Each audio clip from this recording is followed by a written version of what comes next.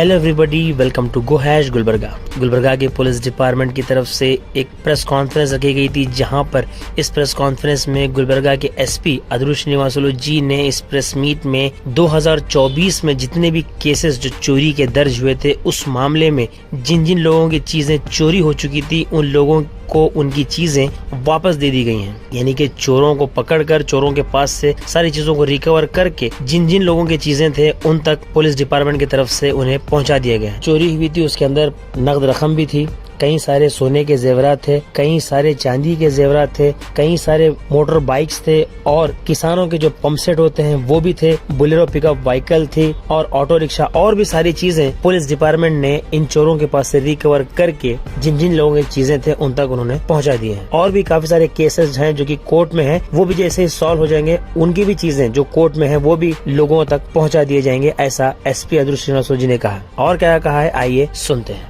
This video is sponsored by Mahalakshmi Jewelers, Manu Multi Speciality Hospital, KBN University, Imran Silk House, Bharat Chicken Center, Al Sharia Group of Institutions, Beg Neuropsychiatry Hospital. ಎಲ್ಲರಿಗೂ ನಮಸ್ಕಾರ। ಈ ದಿನ ನಾವು ಕಲಬುರಗಿ ಜಿಲ್ಲೆಯಲ್ಲಿ ಈ ವರ್ಷ ಯಾವುದು ಕಳ್ಳತನ ಪ್ರಕರಣಗಳಲ್ಲಿ ಯಾವುದು ನಾವು ಪತ್ತೆ ಹಚ್ಚಿರುವ ಪ್ರಾಪರ್ಟಿ ಏನಿದೆಯೋ ಅದು ಮತ್ತೆ ವಾಪಸ್ ವಾರಸುದಾರರಿಗೆ ನಾವು ಹಿಂದಿರುಗಿಸ್ತಾ ಇದ್ದೀವಿ।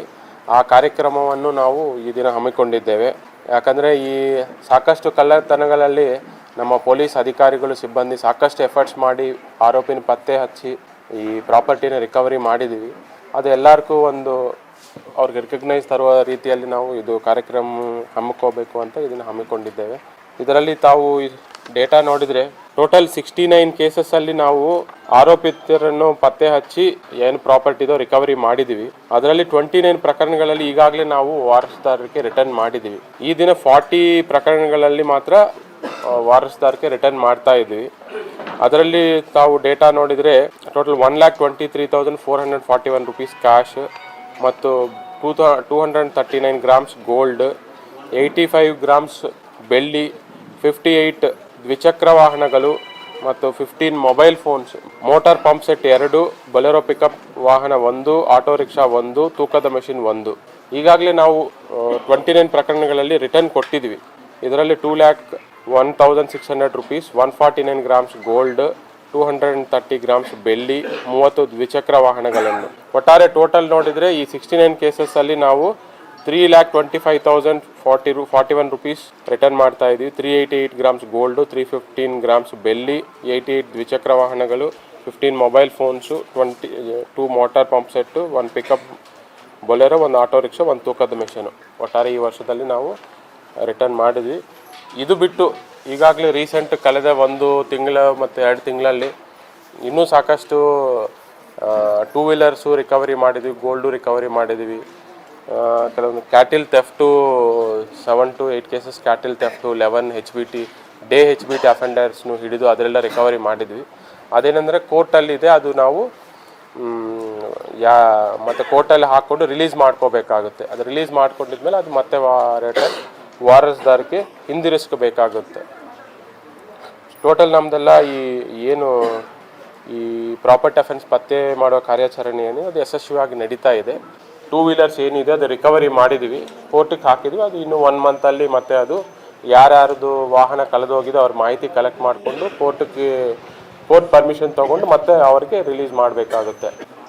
ಆದರೆ ಇದು ಮೇಯ್ನ್ ಉದ್ದೇಶ ಮಾಡಲಿಕ್ಕೆ ಕಾರಣ ಏನಂದರೆ ಎಲ್ಲ ಠಾಣೆಗಳಲ್ಲೆಲ್ಲ ರಿಟರ್ನ್ ಮಾಡ್ತಾ ಇದ್ದಾರೆ, ಬಟ್ ಏನಂದರೆ ಅದು ಯಾರೂ ಗಮನಕ್ಕೂ ಬರ್ತಾ ಇಲ್ಲ।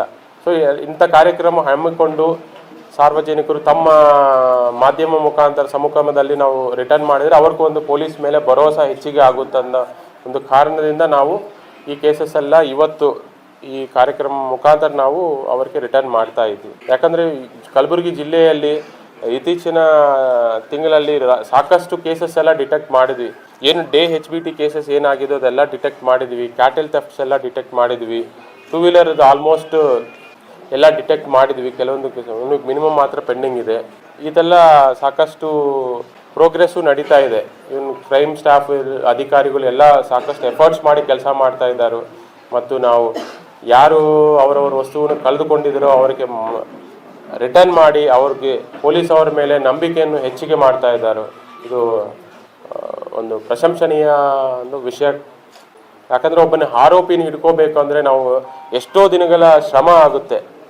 ಈಗ ನಾರ್ಮಲ್ ಆಗಿ ನಮಗೂ ಇದು ಏನು ಅಸಾಲ್ಟ್ ಕೇಸಸ್ಸು, ಹೊಡೆದಾಡ್ಕೊಂಡಿರೋ ಕೇಸಸ್ಸಲ್ಲಿ ತಕ್ಷಣ ಒಂದೇ ದಿನ ನಮಗೆ ಆರೋಪಿ ಸಿಗ್ತಾರೆ. ಬಟ್ ಕಳ್ಳತನದಲ್ಲಿ ಆರೋಪಿ ಸಿಗೋದಿಲ್ಲ. ಯಾಕಂದರೆ ಅವರು ಮಹಾರಾಷ್ಟ್ರದಿಂದ ಬರ್ತಾರೋ, ತೆಲಂಗಾಣದಿಂದ ಬರ್ತಾರೋ, ಕೆಲವೊಂದು ಟೈಮ್ ಮಧ್ಯಪ್ರದೇಶ, ಹರಿಯಾಣ, ರಾಜಸ್ಥಾನದಿಂದ ಬರ್ತಾರೋ, ಇಲ್ಲಿಗೆ ಬಂದು ಟ್ರೈನ್ ಮುಖಾಂತರ ಬಂದು ಇಲ್ಲಿ ಕಳ್ಳತನ ಮಾಡ್ಕೊಂಡು ವಾಪಸ್ ಹೋಗ್ತಾರೋ. ಹಂಗೆ ಕೆಲವು ರಸ್ತೆ ಆನ್ ದ ವೇ ಅಲ್ಲಿ ಕಳ್ಳತನ ಮಾಡ್ಕೊಂಡು ಹೋಗ್ತಾರೋ. ಅವ್ನು ಪತ್ತೆ ಹಚ್ಚಬೇಕು ಅಂದರೆ ನಾವು ಸಾಕಷ್ಟು ಮಾಹಿತಿ ಕಲೆಕ್ಟ್ ಮಾಡಿ, ಎಷ್ಟೋ ಮಾಹಿತಿ ಕಲೆಕ್ಟ್ ಮಾಡಿ, ಅವ್ರದ್ದು ಡೀಟೇಲ್ಸ್ ಕಲೆಕ್ಟ್ ಮಾಡಿ, ಮತ್ತೆ ಅಷ್ಟೊಂದು ದೂರ ಟ್ರಾವೆಲ್ ಮಾಡಿ ಅಲ್ಲೊಂದು 2 ದಿನ ಉಳ್ಕೋಬೇಕಾಗುತ್ತೆ ಅವರು.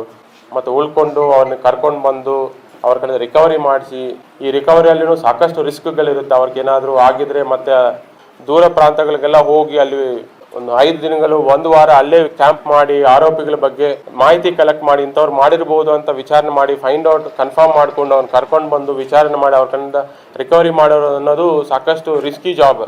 ನಾವು ನೆಗ್ಲೆಕ್ಟ್ ಮಾಡ್ಬೋದು. ಯಾಕಂದರೆ ಕಳ್ಳತನಲ್ಲಿ ಯಾಕಂದ್ರೆ ಯಾರು ಜಾಸ್ತಿ ಜನ ಕ್ವಶನ್ ಮಾಡಲ್ಲ ನಮಗೆ. ಈಗ ಏನಾದರೂ ಮರ್ಡರ್ ಆಗಿದ್ರೆ ತಕ್ಷಣ ಹೇಳ್ತಾರೋ ಇಷ್ಟೊಂದು ಲಾ ಆ್ಯಂಡ್ ಆರ್ಡರ್ ಇದು ಆಗಿದೆ, ಎಲ್ಲರೂ ಇದರಿಂದ ಇದ್ದಾರು ಅಂತ ಜಾಸ್ತಿ ಕ್ವಶನ್ ಮಾಡ್ತಾರೆ. ಬಟ್ ಕಳ್ಳತನದಲ್ಲಿ ಕ್ವಶನ್ ಮಾಡೋರು ಭಾಳ ಕಡಿಮೆ. ಮಾಧ್ಯಮದವರು ಕ್ವಶನ್ ಮಾಡ್ತಾರೆ, ಬಟ್ ಪಬ್ಲಿಕ್ಕು ಪತ್ತೆ ಮಾಡಿ ಕೊಡಿ ಅಂತ ಹೇಳ್ತಾರೆ.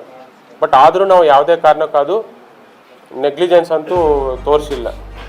This video is sponsored by Mahalakshmi Jewelers, Manu Multi Speciality Hospital, KBN University, Imran Silk House, Bharat Chicken Center, Al Sharia Group of Institutions, Big Neuropsychiatry Hospital.